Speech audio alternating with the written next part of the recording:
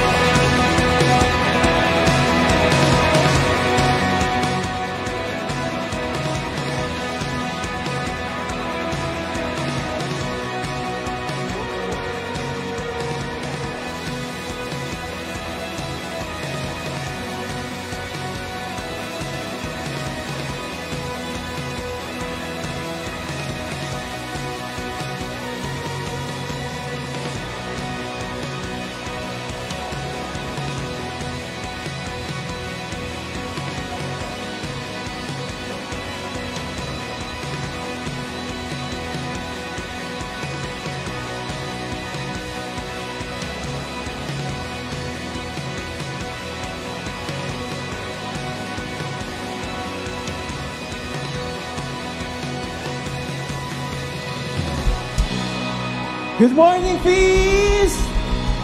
Come on, let's all stand. Tayo po tayong lahat. For we are about to worship a King who is good and who has been a great provider to us. Amen? God is going to shower us with His blessings and His miracles today. So come on, let's worship our King. Put your hands up.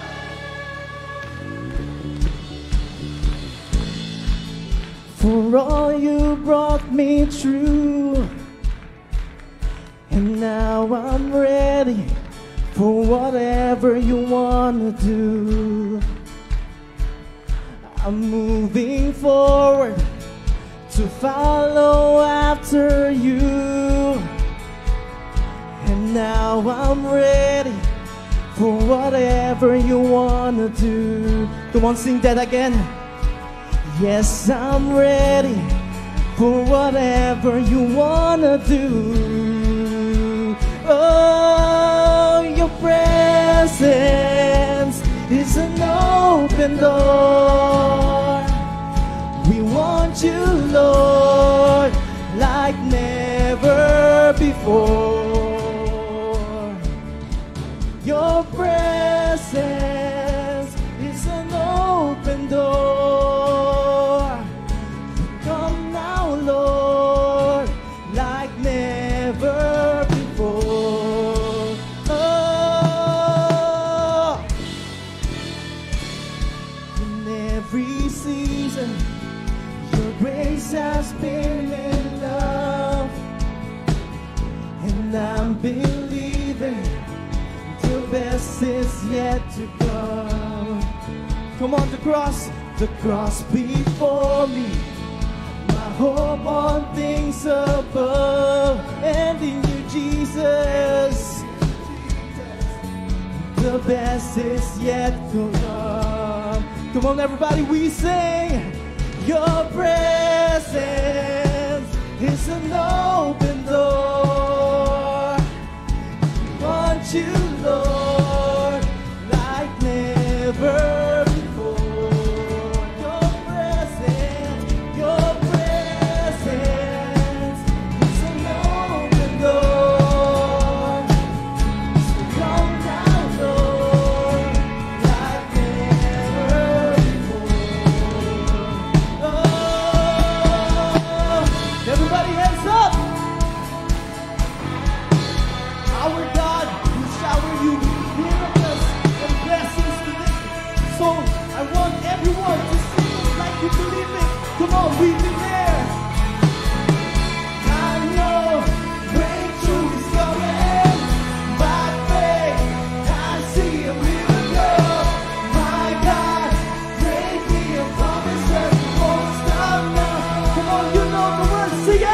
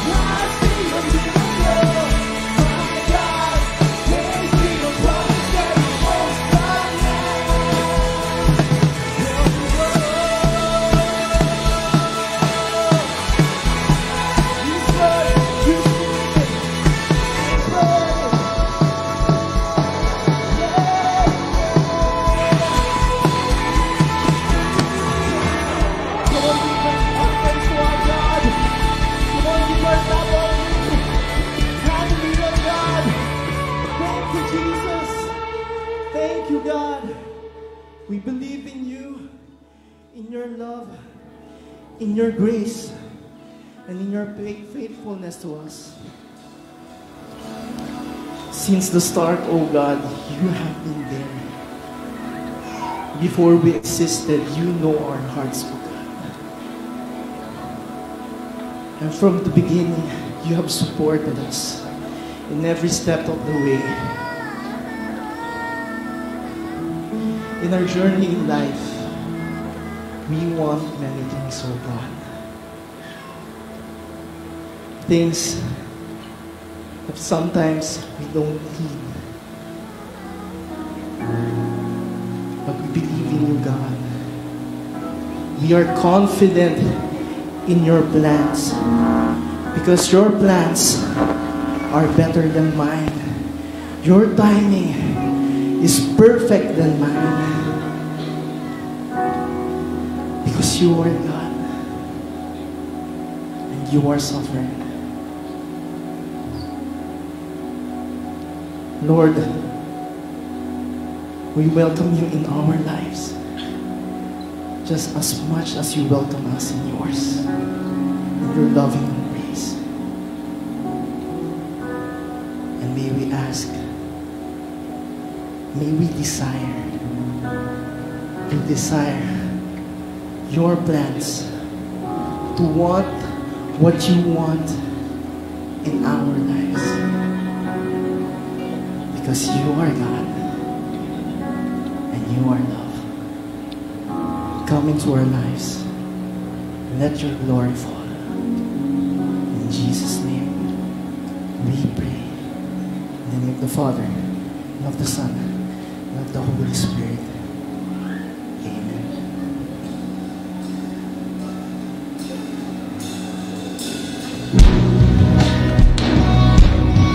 Put your hands like this if it's comfortable.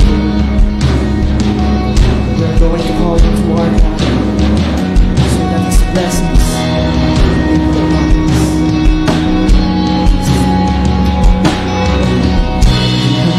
The stars in place. Every creature holds your name. Your endless glory. There's no end to what you do. But what's not from every little God we see your glory. Come and show what you can do.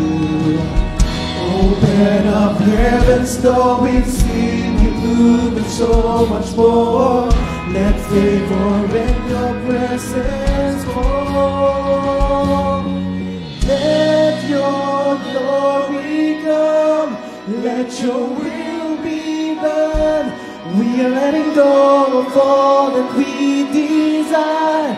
We make room for you, for what you want to do. Let every promise that you make leave us astounded in your ways. Let your glory come. What you promise you will do.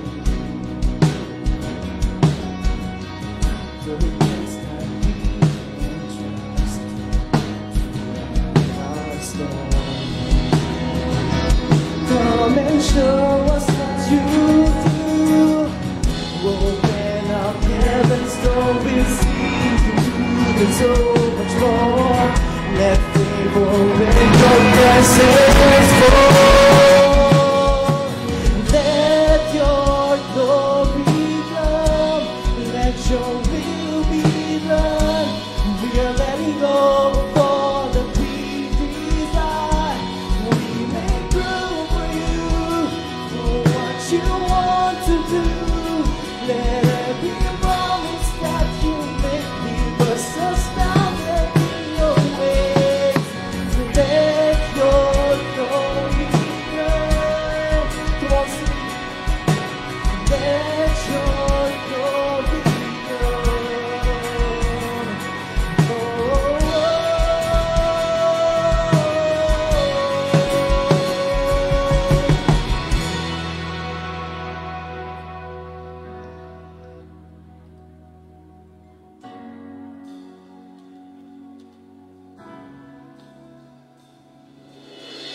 You're changing what we want. Our plans unto your hands. Let your glory come. Let your glory come. We lay down everything for what you have begun. Let your glory come. Let your glory come. Come on, please, we sing. You conquered death and grave. Nothing stands in your way. Let your glory come. Let your glory come. There's power in your name. So let your kingdom reign. Let your glory come. Let your glory come. Come on, all together we sing.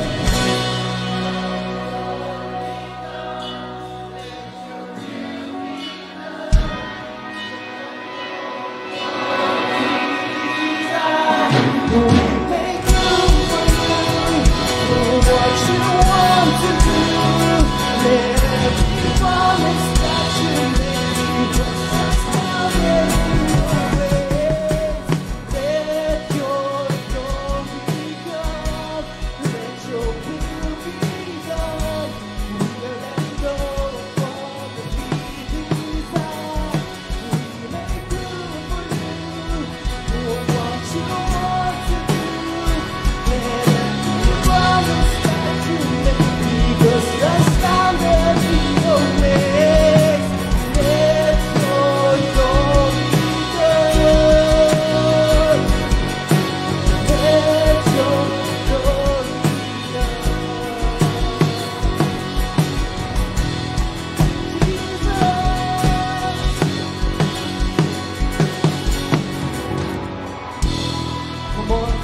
our praise to our God, our King.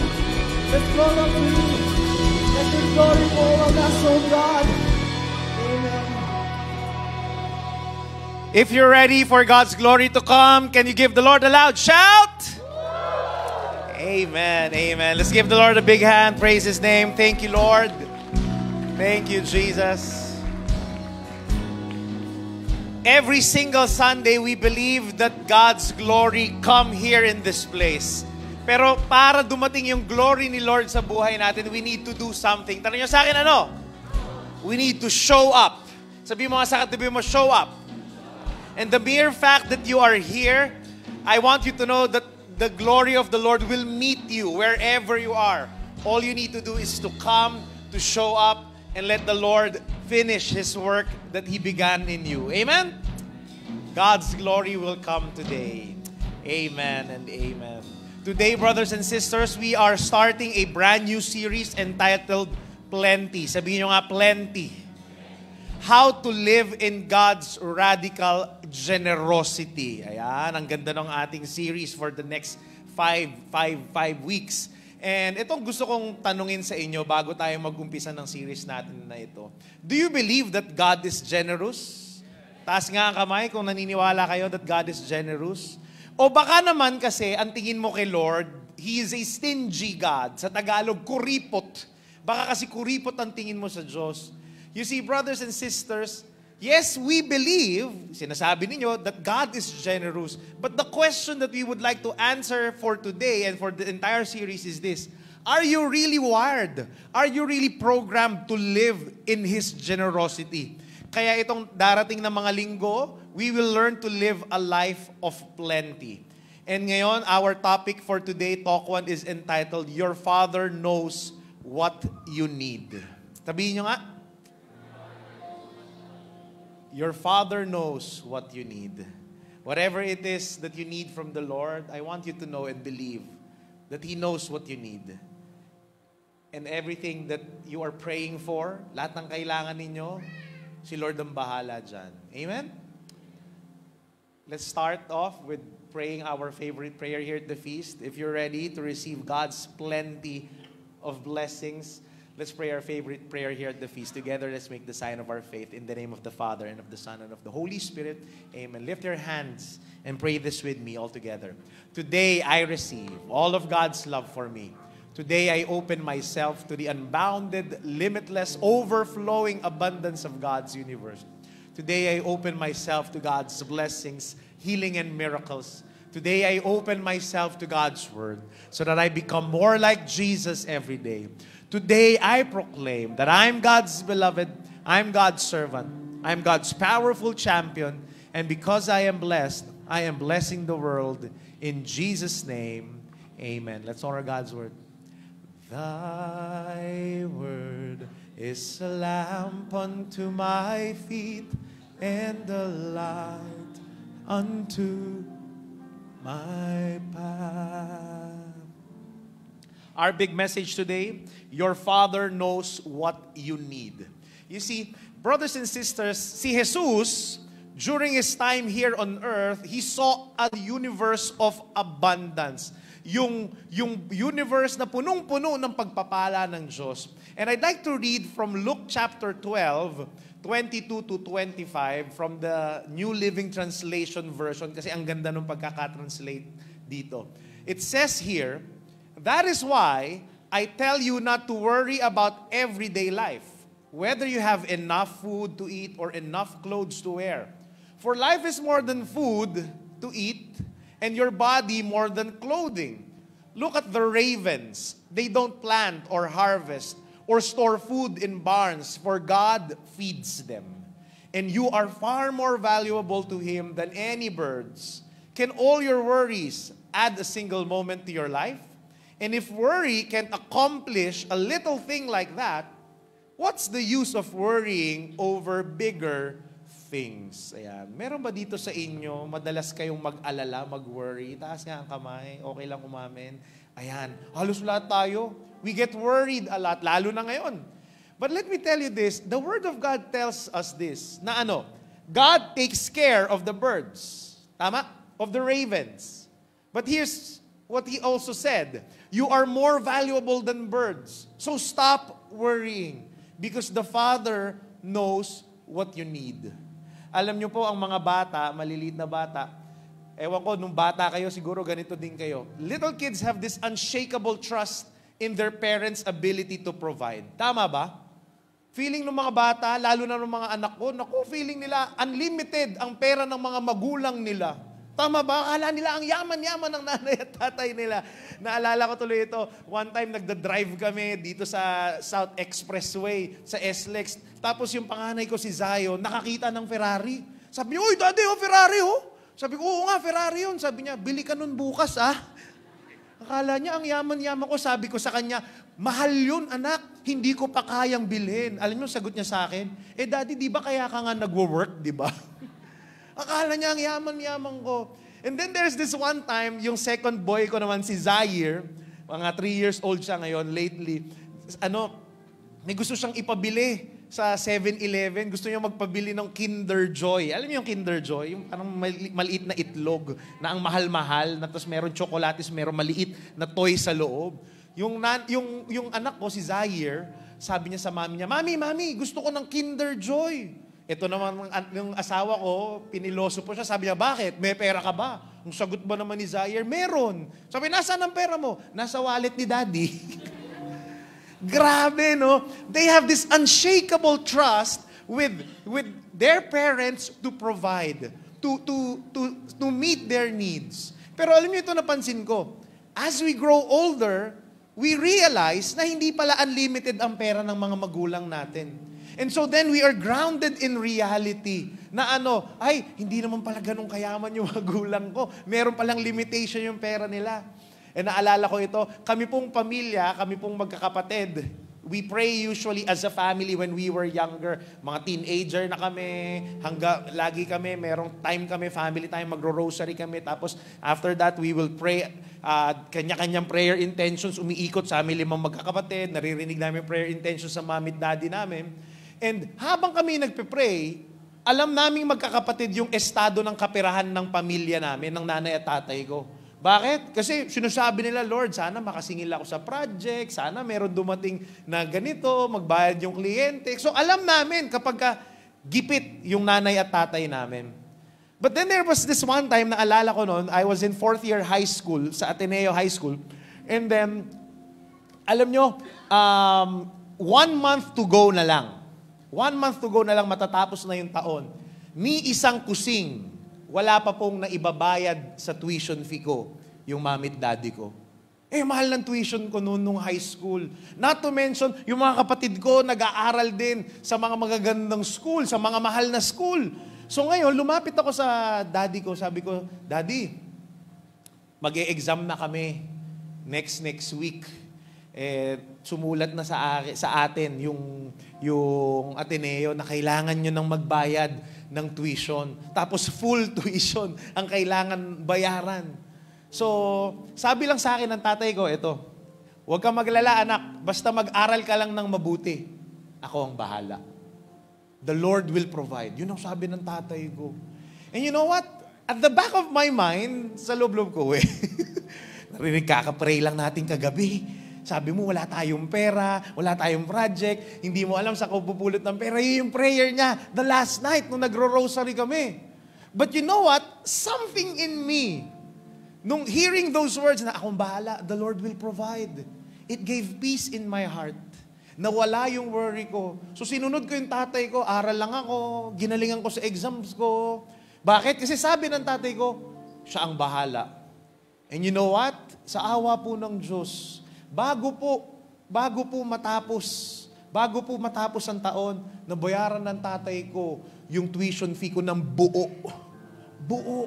Grabe. Hindi ko alam kung saan kamay niya ng Diyos kinulot yun. Hindi ko alam kung pinangutang niya yun. May nagbayad yata na kliyente. But regardless, nagawa niya ng paraan.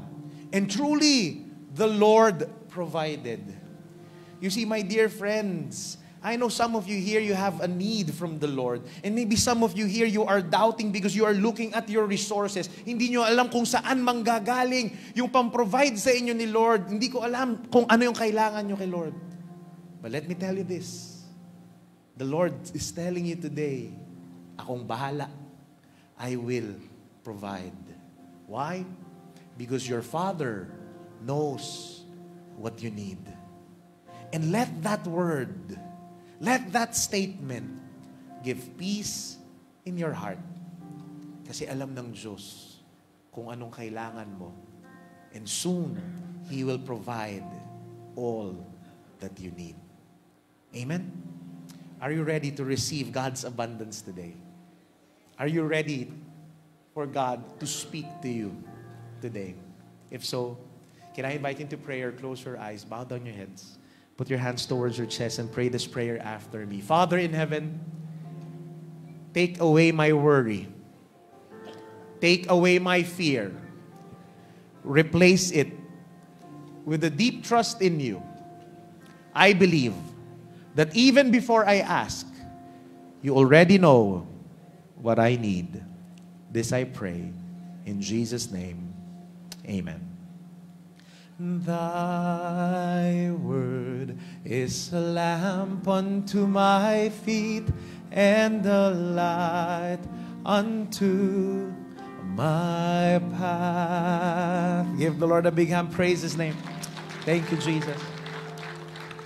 As you sit down, tell the person beside you, the Father knows what you need.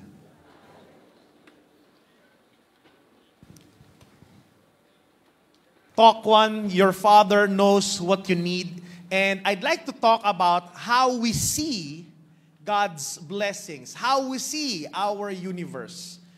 I'd like to talk about our mentality. Sabi nyo nga mentality. Ang tanong ko sa inyo ito, do you have a scarcity mentality or an abundance mentality? Sabi nyo nga scarcity. Alam niyo yung scarcity? Yan yung kalaban ng Enchanted Kingdom eh. Hindi, biro lang, Star City pala yun. Scarcity. Yung parang feeling mo laging kulang, scarce.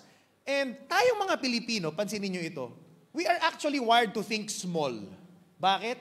Kasi we are colonized by Spain, we are colonized by America, and the colonization brainwashed us. In fact, kung titingnan ninyo, tingnan nyo na lang yung mga pambansang ibon natin. Anong pambansang ibon natin? Di ba? Kita nyo, Maya? Di ba ngayon, monkey eating eagle na. Pero dati, sa mga mas matatanda, ang turo sa atin, Maya. Kita niyo yung pambansang ibon, tapos Maya. Ang liit-liit. Bakit? Kasi, di ba, parang ayaw ng mga Amerikano na ang pambansang ibon natin, the mighty Philippine eagle. Bakit? Mas malaki yung Philippine eagle natin kaysa dun sa American eagle. Ano pa? Ang pambansang bahay natin, anong tawag? Bahay? Kubo? Sa kanta pa nga, bahay, kubo, kahit munti, kita maliit na naman. Di ba? Tapos tayong mga Pilipino, tayo lang ang nag-iisang bansa sa buong mundo na kapag bibili ka ng something sa grocery, pwede mong bilhin ng tingi. Di ba? Kailangan mo ng yosi, bibili ka ng tinging yosi. Candy, pwedeng tingi rin yung candy. Punta ka sa Amerika, ang shampoo, ang lalaki ng mga lalagyan. Di ba? Parang 1 litro. Dito, sachet. Di ba? Tapos ito malupit, yung sachet hinati pa sa 3. Di ba? Ang liit. Yung soft drink sa Amerika, ang lalaki. Dito, merong sakto. Merong solo. May mas maliit pa, mismo. Di ba? At alam nyo ito whether you feeling nyo parang harmless yan, pero itong tingi mentality na ito, it costs us a lot. Bakit? Di ba kapag tingi, akala mo nakatipid ka, pero pag kinuwenta mo, pag sobrang daming tingi ang binili mo, actually mas mapapamahal ka. That's why it's better to buy in bulk. But you see, in our life, it also costs us a lot. Why? Because our worldview, if we have a scarcity mentality, it limits our trust in God. It costs us our dreams and the big plans that God has for us kasi ang liit ng thinking natin. At ito nakakalungkot. Actually, hindi lang naman ito Filipino phenomenon. Scarcity is actually entrenched deep into our being. In fact, yung word na economics, sabi nyo nga economics. Alam nyo kung anong definition ng economics? Ito ang definition ng economics. Economics is the study of allocating scarce resources for man's unlimited wants. Kita nyo yun? Kaya, Ganon talaga po feeling natin, parang laging kulang.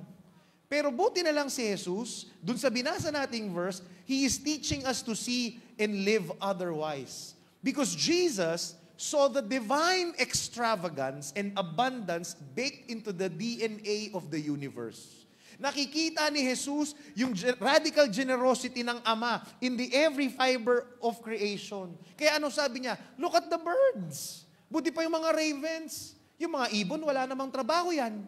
Wala namang karir, walang negosyo, walang sideline, walang side hustle. Hindi sila nagluluto, hindi sila bumibili sa grocery, hindi sila nagpapagrab at nagpapafood panda.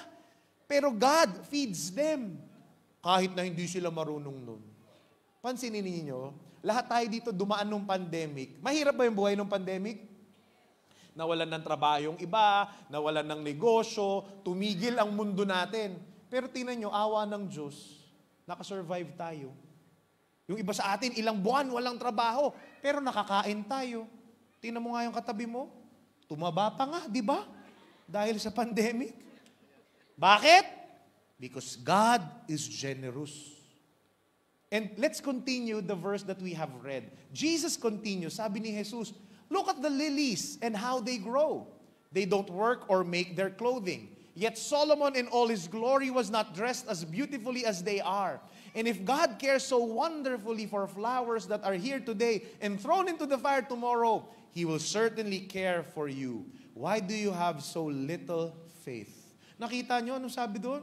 Walang sinabi ang outfit of the day mo kay Lord. Sa outfit ng mga ligaw na bulaklak, napakahalat-kalat lang. Bakit? Because the Lord provides for them. Ngayon ito ang tanong, saan nakuha ni Jesus this crazy idea of a universe of abundance ruled by a generous God? Hindi ba nakikita ni Jesus yung mga kahirapan sa paligid niya? Hindi ba niya nakikita yung mga beggars, yung mga mahirap during His time? Hindi niya rin ba nakikita yung extreme wealth gap between the poor and the rich during His time?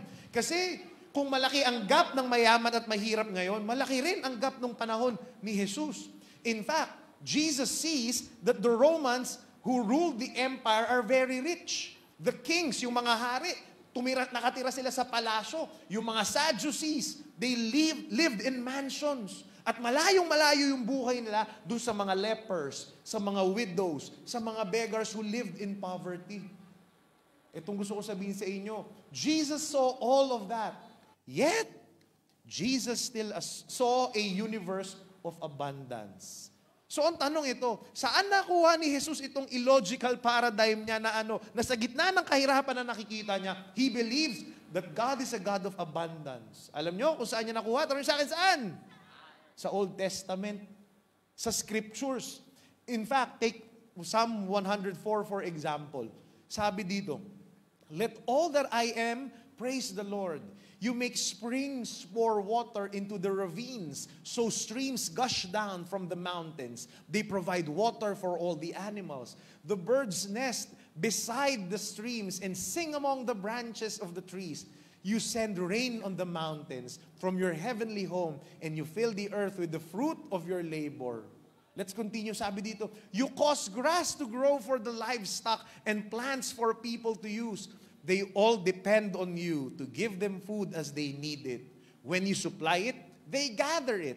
You open your hand to feed them, and they are richly satisfied. Yun ang background ni Jesus. Kita niya lahat yun. Yung lahat ng mga nakasulat sa Old Testament na Jesus saw the world bursting. Sabi nga, bursting. With blessing, nag-uumapaw, pumuputok, sumasabog. Yung abundance ni Lord. Kaya pansinin nyo, si Lord, lagi tayong dinidirect to look at nature. Bakit?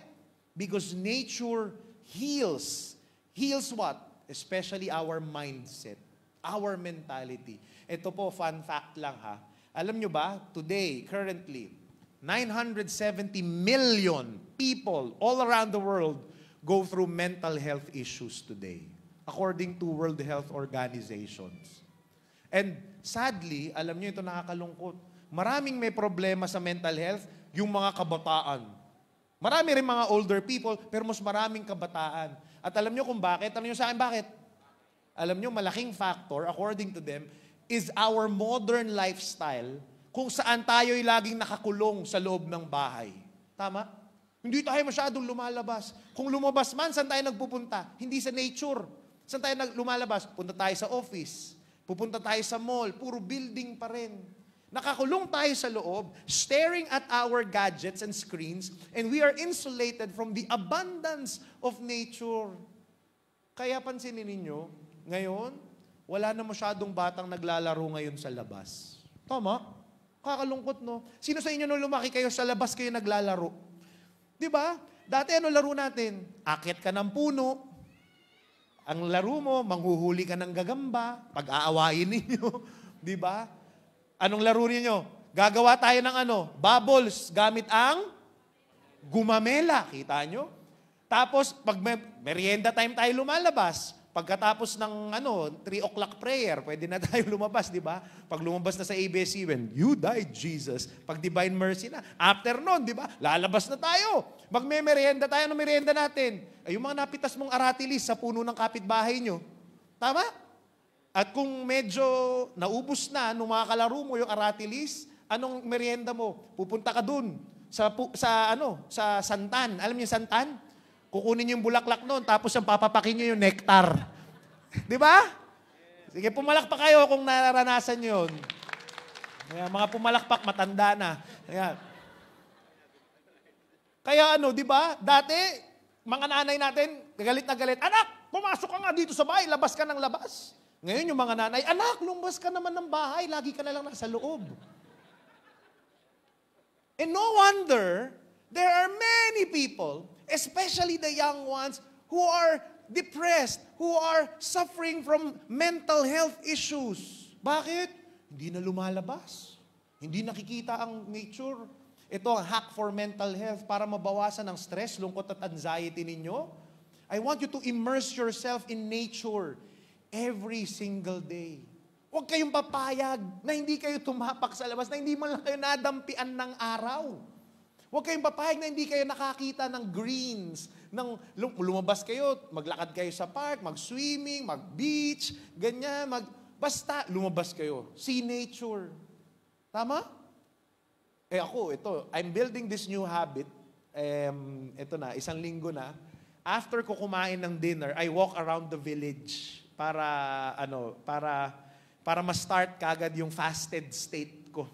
So, lalakad ako around the village after dinner, lalo na kung sobrang busog ko. So, habang naglalakad ako, ang sarap may fresh air, tapos yung nakakamiss yun yung may naririnig ka ng kuliglig. Actually, may kuliglig pa Hindi lang natin napapansin kasi lagi tayo nakakulong sa bahay. Ang sarap-sarap, di ba? Paglabas ko doon talaga, kitang-kita ko na yung abundance ni Lord, na punong-puno ng abundance ang mundo natin. Titingala ka, kita mo maraming stars. Ang sarap-sarap. Doon sa village namin, kasi may mga puno pa. Ngayon, kung nakatira ka, hindi ka sa village nakatira, diyan ka sa main road nakatira, labas ka pa rin. Makikita mo, abundant naman yung traffic, di ba? So, ganun. Alam mo pa rin, we are abundant. In our passages today, God tells us to look at nature, look at the birds, flowers, the streams, the grass, the mountains, to remind us that there is abundance everywhere. So let this be our prayer starting for today. Na Lord, when you see the universe, the nature, Lord, you provided me with this glorious universe, and you will continue to provide for me. You know what I need. Because if you believe that you live in an abundant universe ruled by a radically generous God, Jesus said 2 things will happen. How many things? 2 magandang bagay. Number 1 is this. 2 practical effects of this abundance paradigm. Number 1 is this. We stop worrying. Let's continue yung binabasa natin na passage. Sabi ni Jesus, don't be concerned about what you eat and what to drink. Don't worry about such things. These things dominate the thoughts of unbelievers all over the world. But your Father already knows your needs. Diyan natin nakuha yung big message natin. Seek the kingdom of God above all else, and He will give you, sabihin nyo nga, mas malakas? Everything you need. You see, brothers and sisters, totoo po ito palagi. You see what you want to see. Ano ba ang nakikita mo sa mundo natin? Scarcity or abundance. You see, scarcity mentality is like this. Scarcity mentality believes that this pizza pie, na merong iisang pizza pie lang sa buong mundo. And if you get from the pie, kumuha ka ng isang slice, o kumuha yung kaibigan mo ng isang slice, there will be less for you. Kaya ano mga nangyayari sa mga tao? Nagkukumahog, natatakot, kasi feeling nila, pag pinagpala yung ibang tao, feeling nila, ay, pinagpala siya, mauubos na yung blessings para sa akin. Scarcity mentality yan. But abundance mentality, here's what I would like you to see. That the world is not one big piece of pie na kapag kumuha yung isa, mababawasan ka, o pag kumuha ka, mababawasan yung iba. No. In God's abundant world, this is how it looked like. Hindi siya one pizza pie. There are infinite, abundant pizza pies. Kaya pag kumuha ka, okay lang, hindi mauubusan yung iba kasi meron din si Lord para sa kanila. It's okay. Kasi sobrang dami. In fact, you can even create your own pie. Yan yung abundance mentality. You see what you want to see. That's why if you believe that you live in a scarce universe ruled by a stingy God, you will experience shortage materially, emotionally, and spiritually. But if you believe that you live in a world overflowing with divine extravagance, you will relax, trust, and surrender. Amen? Jesus saw a world where there will always be enough for everyone. Tapigin mo katabi mo, sabihin mo sa kanya, there's always enough for you. Pero merong kondisyon. Anong sabi ni Jesus? You need to trust that the Father knows your need. That's number one. And number two, you need to seek His kingdom above all else. One day, merong isang lalaki, lumapit siya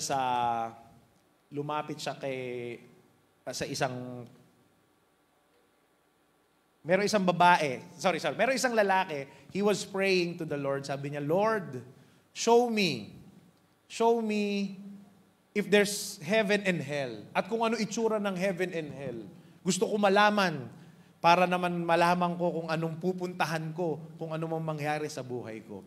And so the Lord, in His dream, showed him, ang una niyang napuntahan is, merong isang lugar, merong malaking kawa, malaking pot, kaldero ng sinigang na baboy at baka. Ang sarap nun, di ba? Paborito ko yung baboy at baka, maraming kangkong, maraming gabi, merong mga labanos. Ang sarap!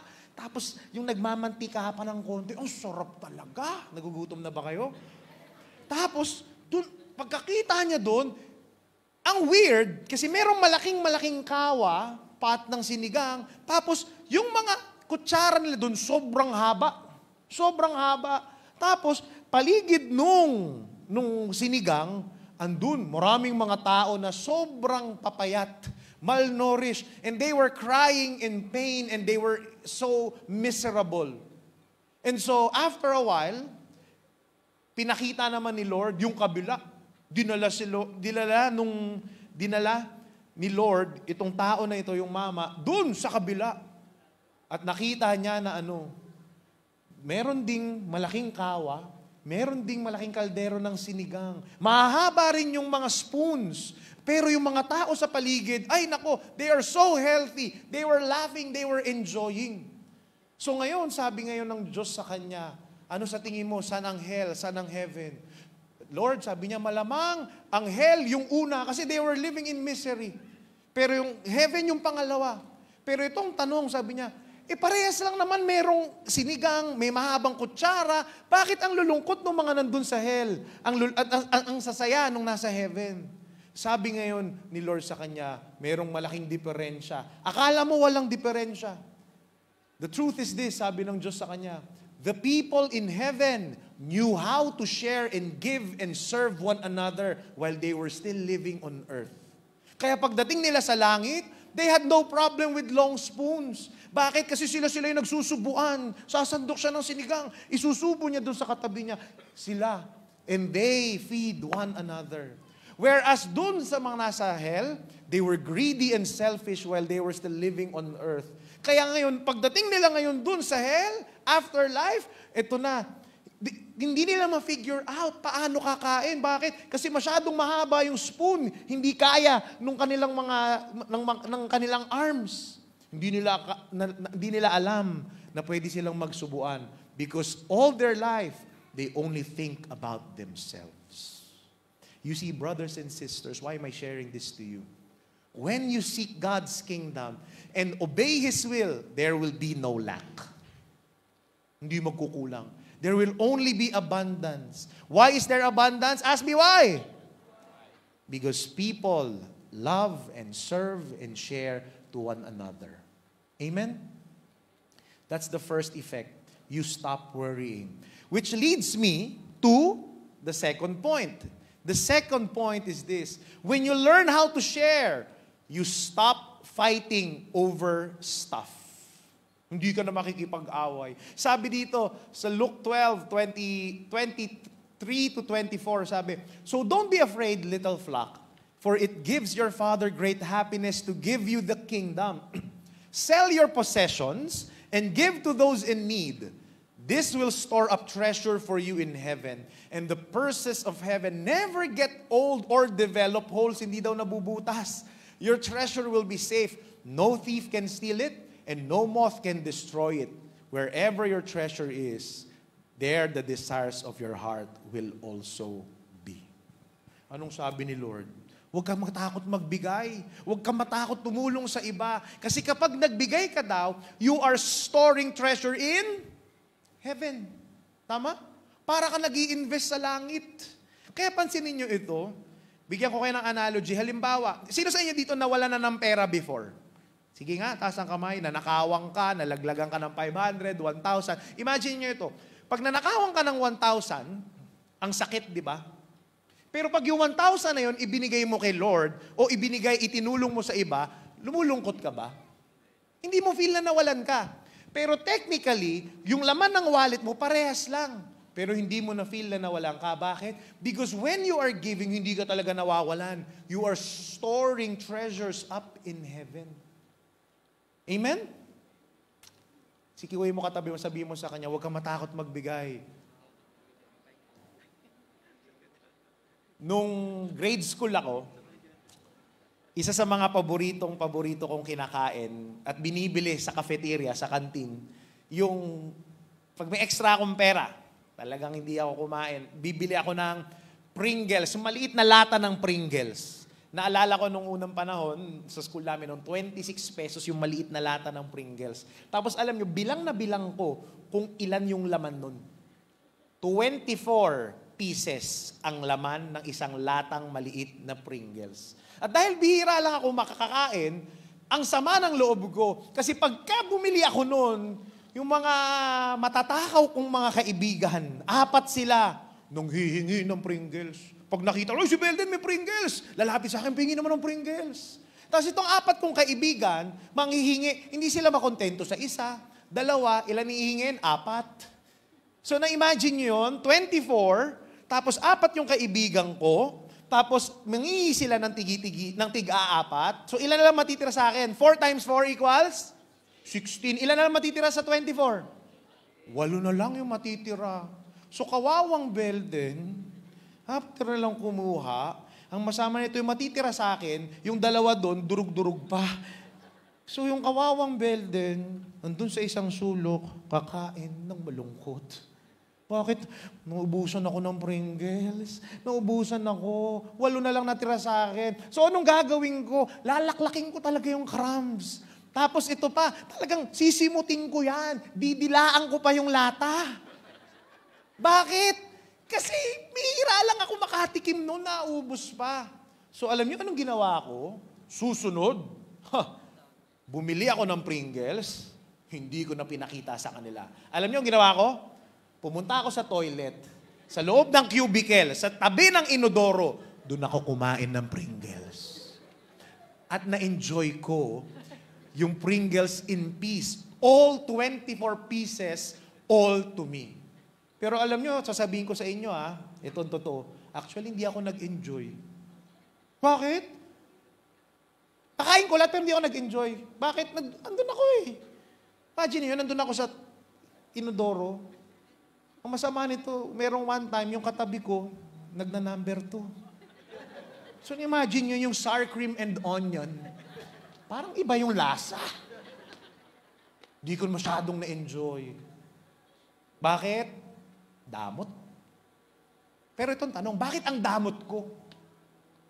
Because in my mind, 24 pieces lang yung Pringles ko. Kaya hanggat kalit-liitan na crumbs, didilaan ko. Pero itong maganda. Di pa tapos yung storya ko. One time, after ko kumain ng Pringles sa CR, kinabukasan, umuwi yung lola ko galing States. May padalang Pringles.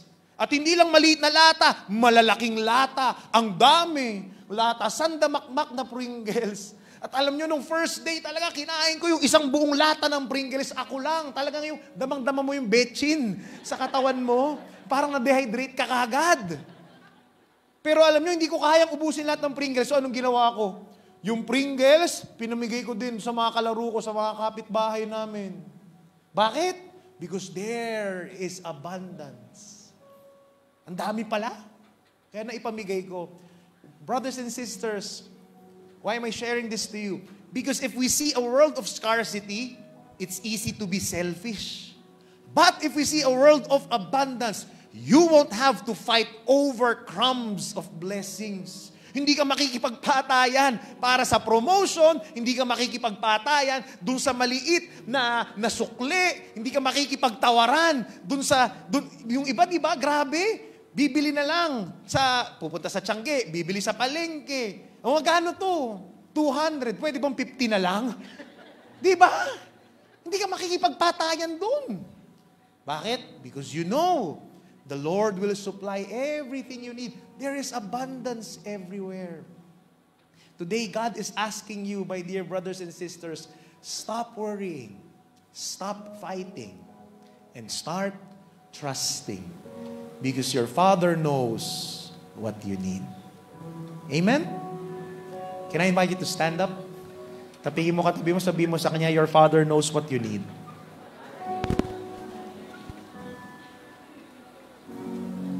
Kaya minsan, pag kami nang gulang sa'yo, let go mo lang, pabayaan mo na yun. Babalik ni Lord yan. May kaibigan ka ng utang sa'yo, di ka pa rin binabayaran. Pabayaan mo na yun. Pag siningil mo, masama pa loob sa'yo eh.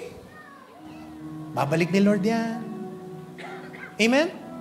Your Father knows what you need. Last week, during my prayer time, I was praying, pagkagising ko dun sa rooftop namin, seeing nature.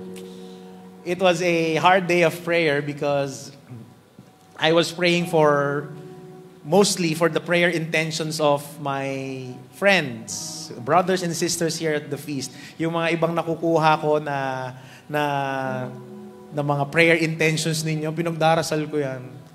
And during my prayer time, grabe yung mga prayer intentions na pinagpipray ko para sa ibang tao. There was this one, I was praying for a good friend's mother who has cancer.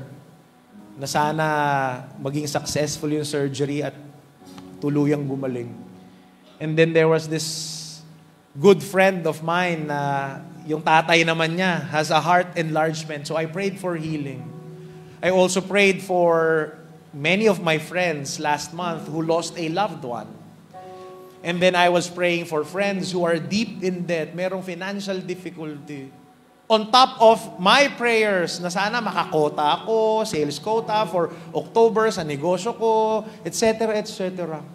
Tapos napansin ko yung prayer ko, ang daming mabibigat na problema, ano? And during my prayer, it crossed my mind, sabi ko, Lord, may bearing nga ba yung pagdadasal ko? Napakaraming problema at pangangailangan ng mga tao sa mundo. Minsan ba naisip niyo yun? Na parang pinakikinggan pa ba ako ni Lord? Will it even matter pag nagdasal ako? Kasi for sure, ang daming nagdadasal kay Lord at mabibigat lahat ng problema. Kasi at the back of my mind, kung ako si Lord, malulula ako sa dami ng prayer request ng mga tao. Tama ba? But during my prayer time, hindi ko nakuha yung sagot. But of course, I know that si Lord kaya niya yun. But that day, the Lord spoke to me. I got the answer to my question. Alam niyo kung paano? Sa pamamagitan nitong blue jacket na suot ko ngayon.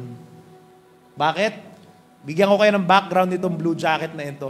Nung nag-birthday ako 2 weeks ago, wala akong maisip na sabi ng asawa ko, anong gusto mong birthday gift? Bibilang kita, bili tayo, ganyan.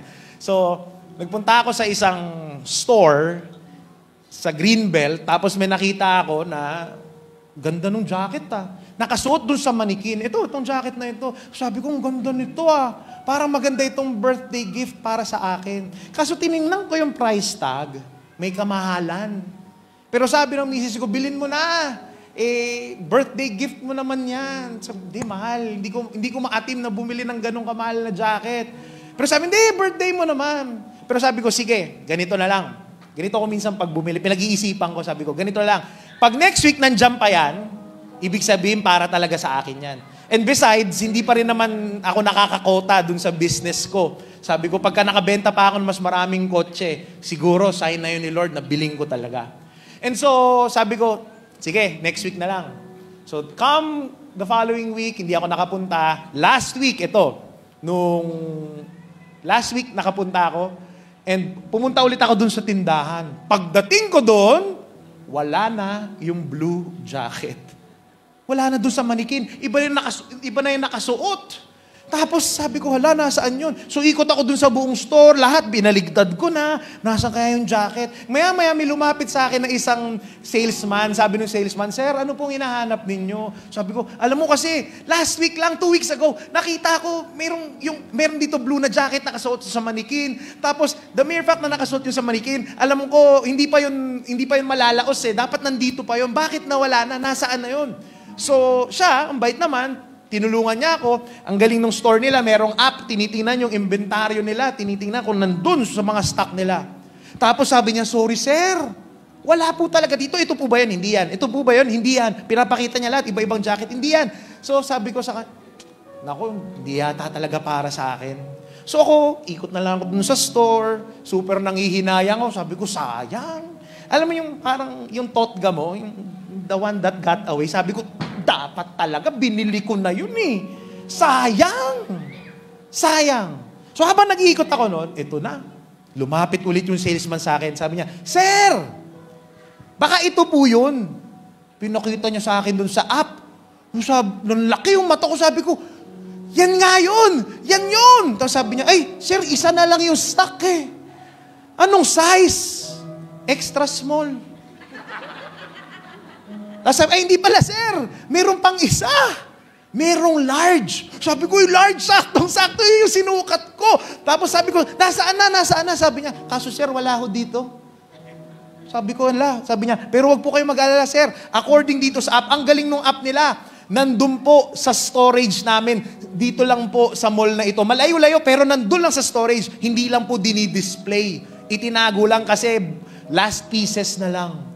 Tapos sabi niya ito, sir, sige po, akong bahala, huwag kayo mag-alala, sir, maghintay lang kayo Ako na po kukuha nung stock. At dinala niya sa akin. Alam niyo, sobrang tuwa ko talaga. Halos halikan ko yung salesman Tapos, alam niyo, sobrang tuwa ako. Sabi ko dun sa manager niya, ma'am, meron ba kayo ditong commendation form? Gusto ko lang i-commend ito dahil pinasaya niya yung araw ko. Grabe, serbisyong totoo talaga. Went the extra mile for me. Sobrang saya ko. Ang saya din nung salesman. And when I was going home, I was so happy. I was praying in my heart. Sabi ko, Lord, thank you Thank you. Dininig mo yung dasal ko sa aking jacket. And then, I heard the Lord speak to me. Sabi niya, okay, no? Sabi ni Lord sa akin, well then, jacket pa lang yan, Amazed na amazed ka na. Ang babaw, di ba? Tapos itong sabi niya, kung sa mababaw nga, pinagbibigyan ko, paano pa kaya yung alam kong talagang kailangan mo? And the Lord told me, if I can take care of your most trivial requests, how much more your needs? Brothers and sisters, are you worried? Are you anxious? Feeling mo wala nang kasagutan yung prayer mo? Are you afraid that there's not enough blessings for you, na naubusan ka na ng pagpapala ng Diyos, let me remind you today, your Father knows what you need. Alam ng Diyos kung ano yung pangangailangan mo. At hindi ka niya nakalimutan. You are always on His mind. And you see, here's the better news. Ask me what? The Father does not only know what you need, the Father knows your greatest need. And you know what's your greatest need? Ask me what? Your greatest need is Jesus. You need Jesus. And every time we go and see the cross and resurrection are the ultimate expressions of divine extravagance. Bakit? God is so generous na binigay niya yung sarili niyang anak para sa iyo. Why? Because the Father knows that in your darkest days, in your most hopeless situation, and in your most anxious season, you will need someone to hold on to. That's why He gave Jesus to tell you that you're not alone. To tell you, I am here. There's nothing to fear. I am more than enough for you. Can we give the Lord a big hand for that? Sige, huwag kayo maya. Brothers and sisters, your Father knows what you need. Let's come into worship. And before we come into worship, I want you to close your eyes and just lift your hands in surrender. And I want you to make your requests to the Lord. Your deepest needs. Maybe financial provision. Maybe some of you here, you are praying for your debts to be paid. Maybe some of you here, you are mending a broken heart, trying to find your one true love. Maybe some of you here, you are praying for healing for a loved one or for yourself. Maybe some of you here, you are praying for a breakthrough, for a visa approval. Maybe some of you here, you are praying for a breakthrough in their business, in their career. And maybe some of you here, you are doubting. You feel that there's not enough blessings for you. I want you to surrender them all to the Lord and believe that the Father knows what you need. Let me pray for you in the name of the Father and of the Son of the Holy Spirit. Amen. Lift your hands and let me pray for you. Father in heaven, we praise and we thank you for this day. Thank you, Lord, for opening our eyes, opening our minds. Heal our sight, that may we see, Lord, that your universe, your world is filled with your generosity, is filled with your abundance, O Lord. Heal my mindset, O God, and may we believe that there's always more, because you are the God of the universe. And there's more than enough for all of us, O Lord. Teach us, Lord, to trust in you, to believe that you know what we need, and that you will take care of what we need. We surrender it to you. We trust you. And we lift our hands in surrender, believing that you have what we need. All these, Father, we ask and pray and claim. In Jesus' name, amen. Come, let's worship the Lord. Surrender to Him.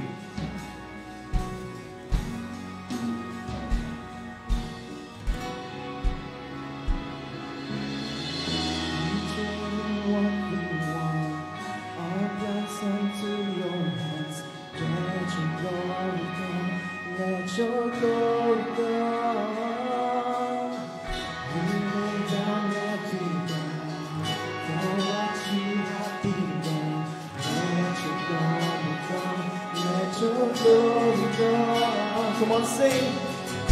You conquered death and grave. Nothing stands in your way. Let your glory come. Let your glory come. There's power in your name. So let your kingdom reign. Let your glory come. Let your glory come. Let your glory come. Let your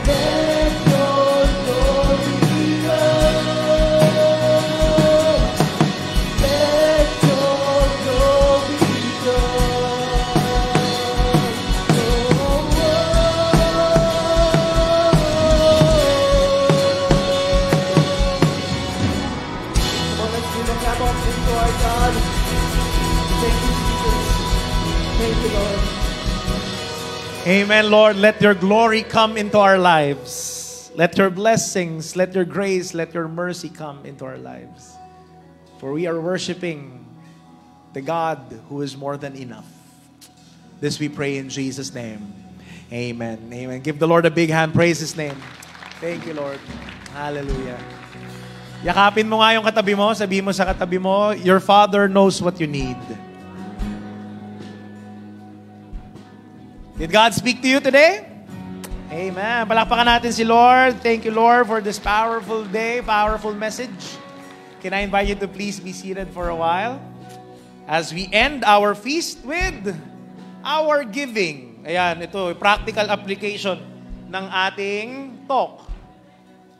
When you see, and when you believe that God is an abundant God and that we are surrounded with blessings, napakadali magbigay. And the manifestation of our belief that God is a generous God is when we also respond in generosity. So, I encourage you, I challenge you to give today. Not just give, but give more and trust in the abundance of the Lord. Should you want to give, there are ways to give. You can put your tithes and love offerings in the envelope. You can put a check as well. Meron din tayong online accounts. You can give through Paymaya, through GCash, and let the Lord bless you in return. Amen? Whatever you are giving here, it's building the kingdom of God. It's supporting our ministry. That's why we are able to do what we do every single Sunday. Give hope, give love, give the grace, and give the word of God to those who are in need. Amen? Amen. Palakpakan niyo yung bawat isa for your generosity. While you are preparing for your giving, don't forget to write your names, your contact numbers, your prayer petitions as well so we can pray for you. Ayan. Habang nagsusulat po kayo, let me give you a few announcements. First and foremost, nasaan po ang mga first-timers dito? Meron po bang first-time mag-attend ng feast? Taas po ang kamay. Meron ba? Ayan. Meron ba sa taas? Yung palakpakan po natin ang mga first-timers. Sa mga first-time mag-attend, please go to this side after the song. We would like to welcome you formally. And we have a small welcome gift for you. Also, sa mga gusto naman po magpa-pray over for healing and other concerns, please go over to this side sa ating Pray Over Ministry. And then, nabanggit natin, last series, meron tayong pa-contest. And we had this dance challenge contest. And we have a dance challenge winner. Ang winner ng ating dance challenge ay si Saisha Ray. Nandito ba si Saisha Ray? Ayan. Sana nandito si Saisha Ray. So, ayan, no? Magkakapatid ata, eh. Oh, ha? Yeah, palakpakan naman natin. If you are here, Saisha Ray, please claim your gift and claim your prize next week. Please bring ID. Ayun, grabe. Stricto, may ID pa. Grabe. Okay, another announcement. Ito po, Feast Conference 2023 is coming entitled New Promise. It's going to happen on November 24 to 26. Please buy your tickets at feastconference.com. I will be speaking there as well sa plenary session. And tickets are at 2,200 pesos for the regular ticket, 3,700 sa premium ticket, and youth ticket starts at 500 pesos. You can also join us online at 1,250 pesos. So dahil po may Feast Conference on November 24 to 26, ibig sabihin yung November 26 Sunday, wala po tayong feast dito. Saan po tayo magkikita-kita? Join us at the afternoon session. Doon po tayo mag-feast for our grand feast kasama ng ibang mga kasama natin sa feast. It will be on November 26 Sunday. So wala tayo dito. Nasaan tayo? 3 o'clock p.m. Doon po tayo lahat sa grand feast. I think, libre ba yun? I think that's free. Hindi, meron pala. Sorry. Meron palang bayad. 300 pesos lang. Entrance sa Mall of Asia Arena. Sorry, hindi pala. SMX Convention Center. Tama? Nasaan? Hindi ko nakita. Nasaan na? SMX. So, yun. So, I want to see you there. Wala tayong feast. Pero sa hapon, get to hear Brother Bo Sanchez, our founder. So you will really, really, really be blessed. I hope to see you there. Ayan. Alright. Pero po yung mga feast conference attendees, ang grand feast po ng mga attendees, ng mga for the 3 days, sa umaga po. Kasama po yun sa binayaran ninyong ticket. Pero yung mga hindi mag-feast conference, pwedeng umattend ng grand feast. We have another session at in the afternoon at 3 o'clock p.m. Yun yung sinasabi ko sa inyo. Alright? Okay. Another important announcement. Sa mga gustong mag-audition sa music ministry, ilabas na ninyo ang galing ninyo kumanta, tumugtog. Huwag niyong hayaan yung banyo lang ang makinabang ng pagkanta ninyo. So, sali na kayo. So, we will have auditions on November 12 at 3 p.m. For more information, please approach any music ministry member na nandito sa stage. Ayan, nandito. Ayan, si Christian. Ayan, si Jello. Approach anyone from the music ministry after the final song today. Ayan, next week, we are continuing our series, Plenty. It's going to be a powerful talk as well. I want you to be here. Amen? Can I invite you to stand up? Sabihin mo sa katabi mo, huwag kang absent next week. Amen. Amen. Your Father knows what you need. I invite you to lift your offerings up. Let me pray for our giving. Father in heaven, we praise and we thank you for opening our eyes today. You know what we need, O Lord. And Lord, even though it pains us to give sacrificially, minsan masakit, kasi alam namin kailangan namin ito. But Lord, through our giving, you are teaching us to trust in you more. To trust in your generosity. To trust in your abundance. To trust that there's plenty for us. Kasi pag nagbigay kami, Lord, hindi naman kami nawawalhan. We are storing up treasures in heaven. And Lord, accept this small gift that we are giving you and use this for your greater glory. And I pray, Lord, that you give this back to your faithful and generous people 100-fold. All these, Father, we ask and pray and claim in Jesus' name. Amen. Come, brothers and sisters, with joy, give to God. I'll see you next Sunday. Don't forget to go to Mass. God bless you. All right, feast for one last time. Give the feast your loudest shout of praise. Come on, hands up.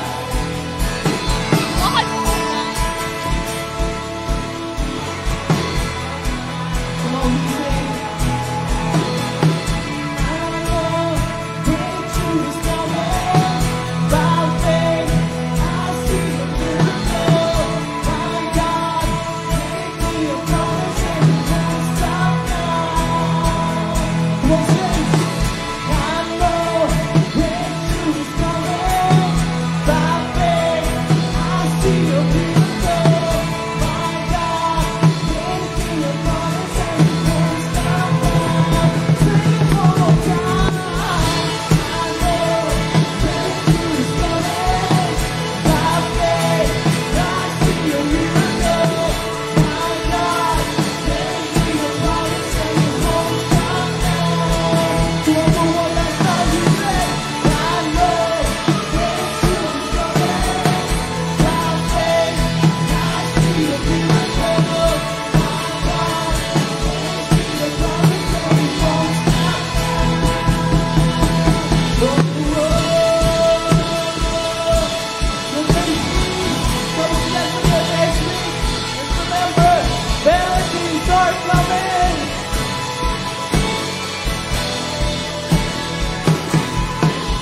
Come on, let's give a big hand to our God. Amen.